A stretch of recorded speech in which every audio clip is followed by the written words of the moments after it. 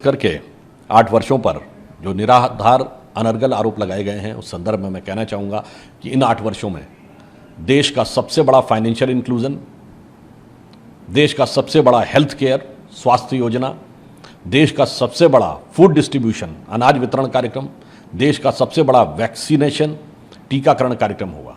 हर गांव को बिजली पहुंची, हर गांव में सड़क पहुंची, अब हर घर में नल का जल पहुंचने की प्रक्रिया चल रही है।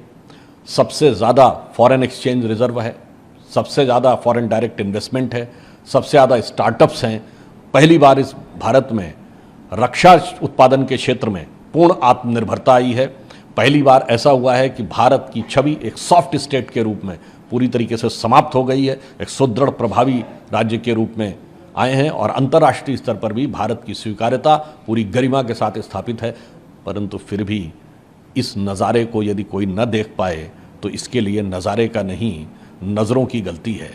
इसीलिए एक हमारे यहाँ शब्द प्रयोग होता है दृष्टि सृष्टिवाद, जिसकी जैसी दृष्टि होती है वैसी सृष्टि होती है। और कांग्रेस पार्टी जो अपने को सबसे पुरानी पार्टी कहती है, उसकी जो वर्तमान में गति और दुर्गति हो रही है, बेहतर होगा कि वो इस पे ध्यान दें, क्योंकि वो अपने सबसे शर्मनाक दौर में गुजर रहे हैं राजनीतिक पराजय की दृष्टि से। और मैं ऑन द लाइटर नोट कहना चाहूँगा, the grand old party which is guided by a perpetually frustrated and perpetually acclaimed middle-aged youth leader who always goes abroad for enlightenment, और उस enlightenment के बाद कांग्रेस को जो ज्ञान प्राप्त होता है वो यहाँ बोलना शुरू करते हैं। आज वो अपने को भारत की सबसे पुरानी पार्टी कहते हैं। मैं थोड़ा लाइटर नोट पे कहना चाहूँगा कि पुरानी चीज़ें अक्सर पुराने, फिर बहुत पुराने, बहुत पुराने से ज़्यादा पुराने धुराने, और फिर कभी कभी कुछ चीज़ें कपड़ों की तरह फटे पुराने हो जाते हैं। मुझे लगता है कांग्रेस के विचार, व्यवहार और संस्कृति अब उत्तरोत्तर उस अवस्था में पहुंच रही है जो सर्वथा देश और समाज के लिए त्याज्य हो रही है। इसलिए वह अपनी दृष्टि को बदलें तो शायद उनकी सृष्टि में कुछ सकारात्मक सुधार हो सके। प्रधानमंत्री जी ने जो बात कही है वो सैद्धांतिक और व्यवहारिक दोनों दृष्टियों से सर्वथा उपयुक्त है, क्योंकि हम सभी जानते हैं चाहे किसी भी प्रकार की सेवा हो, चाहे किसी भी प्रकार की नौकरी हो, योग्यतम व्यक्ति को चयनित किया जाना चाहिए।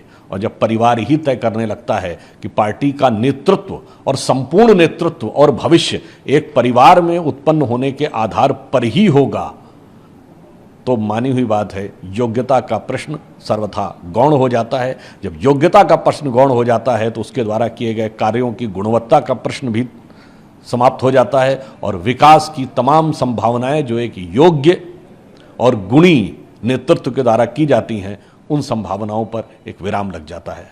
देखिए, बहुत स्पष्ट सी बात है कि लोकतंत्र लाया क्यों गया था। राजतंत्र और लोकतंत्र में मूल अंतर यह था कि राजतंत्र में राजा जन्मना होता था, यानी एक अमुक परिवार में उत्पन्न हुआ व्यक्ति ही राज्य करेगा, यह उसके जन्म के साथ ही तय हो जाता था, योग्यता के विषय पर नहीं। और यदि लोकतंत्र में भी हम देख रहे हैं कि अधिकांश राजनीतिक दल उत्तर भारत से लेकर दक्षिण भारत तक उसी विचार में पनपते जा रहे हैं, तो ये एक प्रकार की डेमोक्रेटिक डायनेस्टीज यानी लोकतांत्रिक राजवंशों का जन्म हो रहा है, तो जो लोकतंत्र की मूल भावना के सर्वथा विपरीत है। तो इससे विकास भी प्रतिकूल प्रभावित होता है, योग्यता भी प्रतिकूल प्रभावित